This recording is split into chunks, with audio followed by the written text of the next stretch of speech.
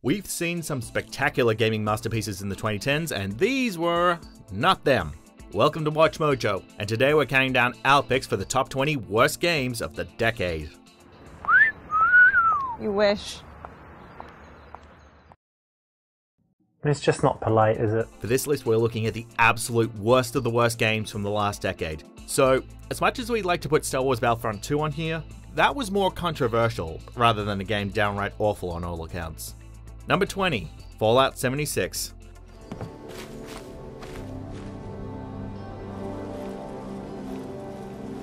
Seriously, the downfall of Fallout 76 was like watching Bethesda tearing the brakes off their own car and proceeding to drive into a gas tank at top speed. Fallout 76 was yet another homicide in the video games industry live service murder spree, with Bethesda turning Fallout into an online game where you and your friends can take on the post-apocalyptic West Virginia and its country roads. Had those roads not been infested with countless bugs and glitches, maybe the game wouldn't have been as bad as it turned out to be. Though, seriously, if you search up Fallout 76, there's not a single headline that puts the game in a positive light. Nylon bags and subscription services, they were just the cherry on top of their terrible experience.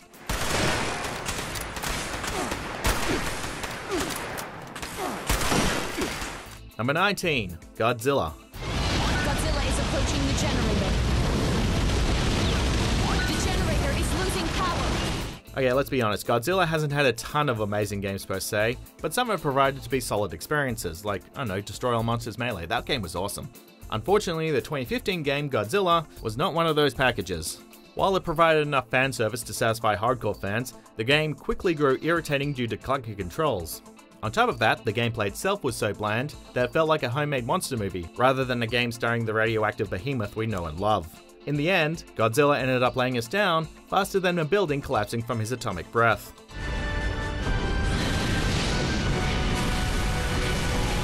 Number 18, Amy.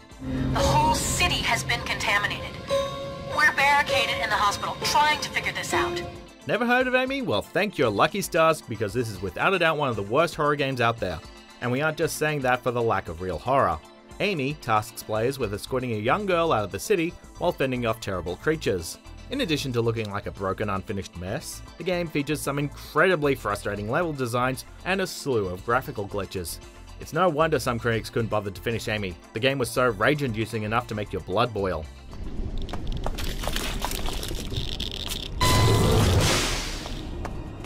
Number 17, WWE 2K20.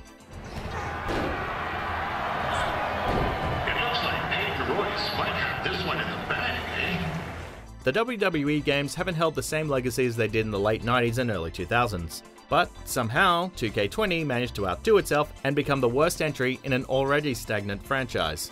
The game was plagued with glitches of every kind. It wasn't rare to see ropes jiggle around the ring, or the ref to start walking around as if he's been constipated in the past year. Then there were other character models and wrestlers like, oh, Jesus Christ, what the hell is that thing? Yikes. 2019 had a handful of bad games, but this became the laughingstock of the internet prior to its launch. That's some feat. Here is your winner, Alexa Bliss! Alexa Bliss used her guile. Number 16, Dungeon Keeper. Me, I'm horny, short for the Horn Reaper. I'm chums with the Dungeon Keeper. Unbelievers better take a step back. For a time, it looked as if mobile gaming was actually going somewhere thanks to titles like Angry Birds, Monument Valley. Unfortunately, Dungeon Keeper, or commonly referred to as Dungeon Keeper Mobile, came and burned all that potential. What could have been a solid return to the franchise turned into one of the most notorious and manipulative games ever made.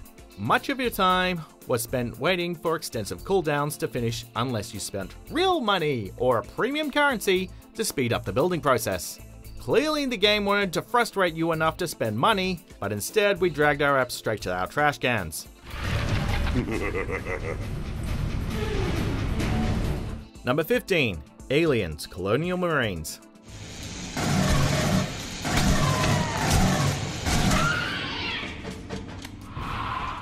Gearbox might not be feeling the sting of this blunder anymore, but we certainly haven't forgotten it.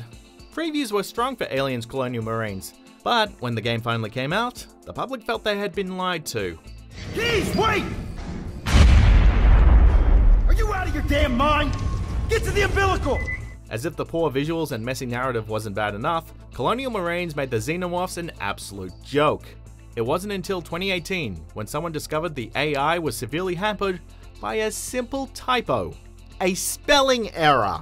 Had this typo been fixed, maybe the game wouldn't have made this list, but here we are. Get moving, O'Neill! We'll head it off at Ops! Keep moving, Winter, I swear to God I will leave your ass!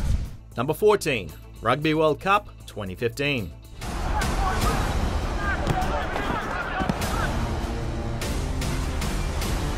For those who've enjoyed the sport of rugby, not me, Rugby 15 was probably the biggest disappointment you've ever had.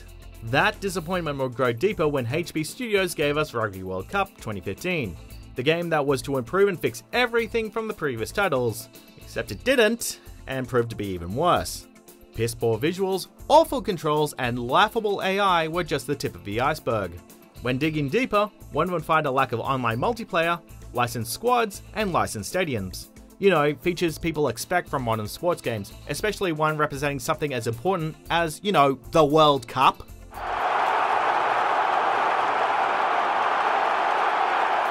Number 13, Rambo the video game.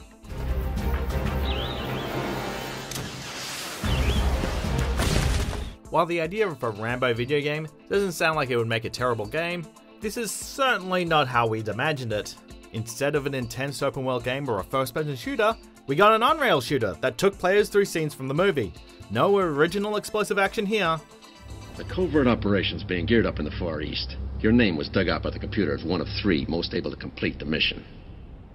Mission? Recon for POWs in Nam.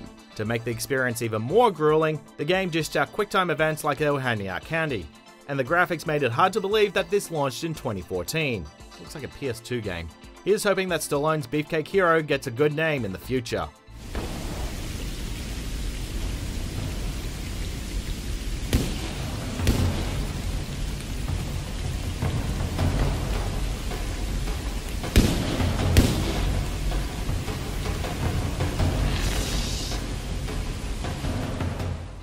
Number 12, Steel Battalion Heavy Armor.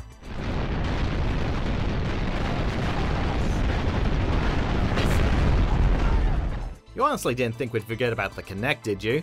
While there were a handful of games that suffered from the system's terrible motion detection, none were as appalling as Steel Battalion Heavy Armor. What was even more unusual was how the game demanded players use the standard Xbox 360 controller while using the Kinect's motion controls at the same time. Ah, crap! As one would expect, this odd design would make it borderline unplayable, and one of the absolute worst games you can play on the 360's failed camera peripheral. And can you believe this was made by From Software and Capcom? Epic fail. Epic fail.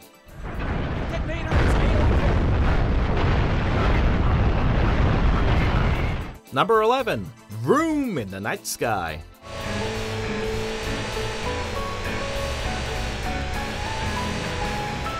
The Switch may boast an excellent catalogue of amazing titles, but as with any other console, it had its fair share of despicable, awful launch titles. The most notorious of these was Vroom in the Night Sky, where players guided a young girl as she flies through the night sky on a magical scooter. Sounds like it could have been an exciting experience had it not been for the bland gameplay, ear-piercing sound effects, and outdated visuals. Even when the game is priced at $9.99, we still don't feel like we got our money's worth. Am I the only one that's getting Superman 64 vibes from this gameplay?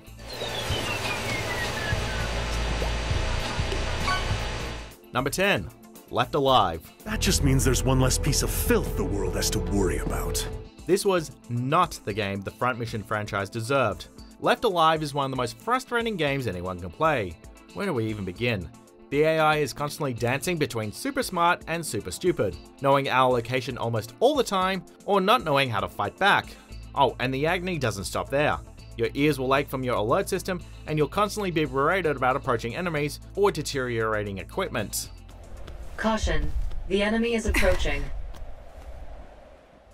If there were any redeeming qualities to be found in Left Alive, we certainly couldn't play long enough to find them. Right hand connection removed. Number 9, Alone in the Dark, Illumination.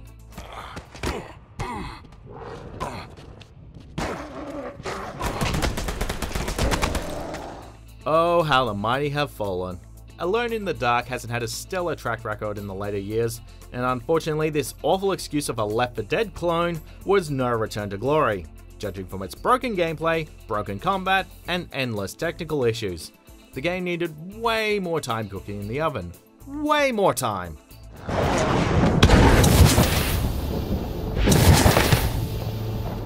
Not a single outlet had many positive things to say, and most critics advised readers to stay far away from this game as possible. We may just have to face it, folks.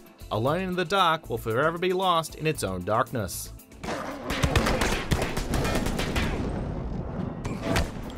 Number 8. Sonic Boom! Rise of Lyric.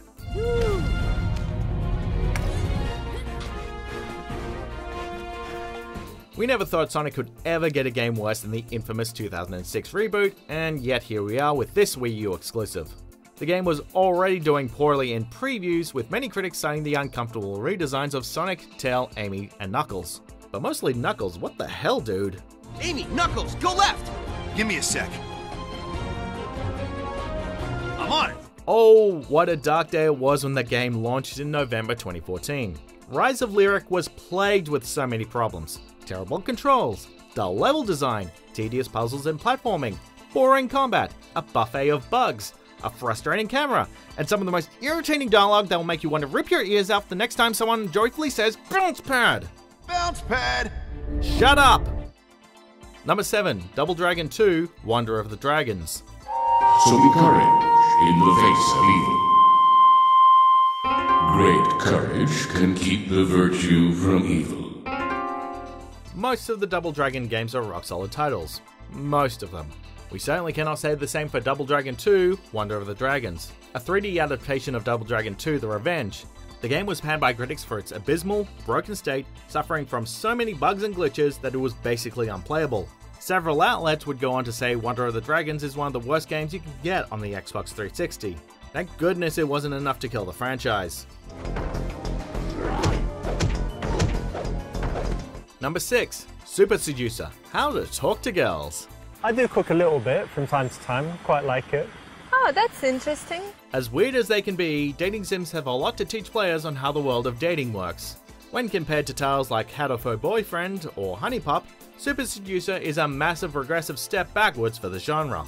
Awkward dialogue and boring cutscenes are the minor complaints, when players discovered the game's questionable and irresponsible dating advice.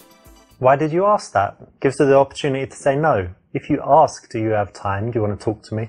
More than likely, if it's in the beginning of the interaction, she's going to say no. Don't give her the option to say no? Is that really a lesson you want players walking away with? Super Seducer 2 wasn't any better, and indulged in Richard Larunia's egotistical behaviour. And can you believe there is a third game coming out? Who keeps buying these? I think my controller was broken anyway. I'm going to the strip club. Number 5, Raven's Cry. I see you brought one of your colleagues. We don't see a lot of good pirate games these days, but Raven's Cry was certainly a step backwards for those craving a swashbuckling adventure. Rather than plundering the seas for treasure or getting drunk at taverns, most of our time with Raven's Cry was spent cringing at the awful writing, laughably bad voice acting, and countless technical issues. The game was so bad that developer Reality Pump Studios attempted to implement changes to fix the game, ultimately rebranding it as Vendetta: Curse of Raven's Cry in November 2015. Sadly, the game was still just as awful. Hey, at least they tried to fix it. No offense to you, of course, Christopher. You're a grown man. You can make your own decisions. That's nice of you to notice. Number 4, Umbrella Corps. Watch some Umbrella Corps' gameplay here. We have the Bravo and Alpha team getting suited up for battle. Some good gear. Who's gonna wear that? I wouldn't be caught dead wearing that. Oh, we'll find out. Here's a tip. Never develop a game for the sake of it being the next thing in esports. That's exactly what happened with Capcom. Umbrella Corps was a spin-off online shooter set within the Resident Evil franchise, where two teams had to complete objectives while shooting each other and fighting zombies. However, the gameplay was far too chaotic for anyone to comprehend just what the hell was going on. Alpha pulls again. Yeah, and Eagle thinks he's Rambo. He's running like crazy. You should be a little more careful. There's Fox. Still taking him out from behind. Oh, beautiful now on shot. to the last man standing in the way of victory. For crying out loud, Capcom, stop trying to make Resident Evil a major multiplayer title. Resident Evil is a horror series. Horror is best amplified with isolation and the unknown, both of which are assets that are lost within a multiplayer session. Just stop!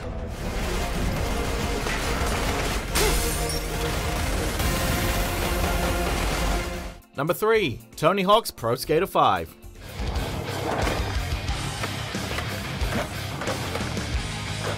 Had Activision given developers more time, Tony Hawk's Pro Skater 5 could have been a triumphant return to the franchise. Alas, playing this was almost as painful as a board between the gonads. Or should we say, getting popsicled.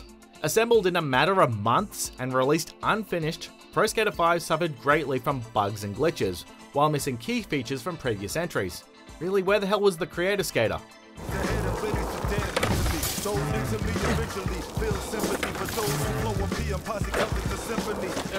Not only would this be the final nail in the Pro Skater coffin, it would also lead to the closure of developer Rotomoto. Needless to say, no one walked away with a smile. With servers shutting down in 2017, the game is now unplayable. Wow, hope you didn't pay full price for this game.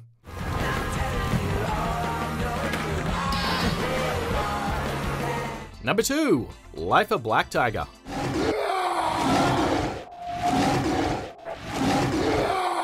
Really, why shouldn't Life of Black Tiger be on this list? Would it be the repetitive and boring gameplay? What about the incredibly lame story? Would the PS2 graphics be enough reason? Hell, this game looks bad even by PS2 standards.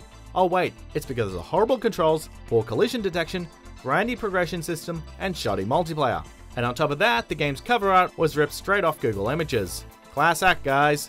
With PlayStation promoting this game on their YouTube channel, many people began questioning if Sony was about to follow in Steam's footsteps and throw quality control out the window.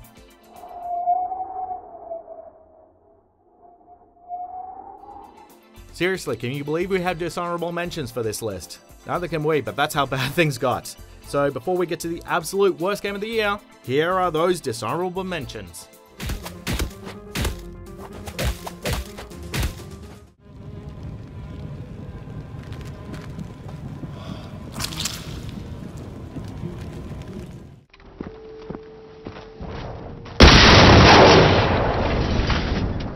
Tons of crazy obstacle courses, sports, arcade games, and much, much more.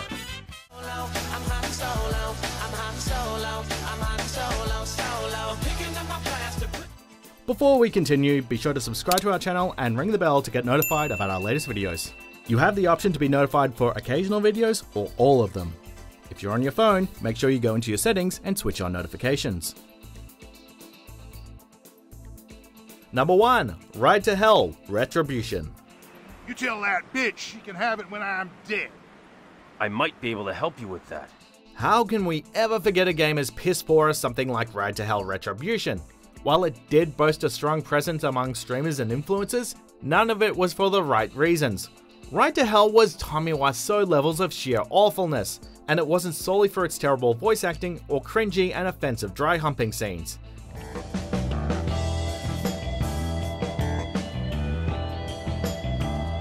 The AI was incessantly stupid, refusing to defend itself even when the player is landing headshot after headshot.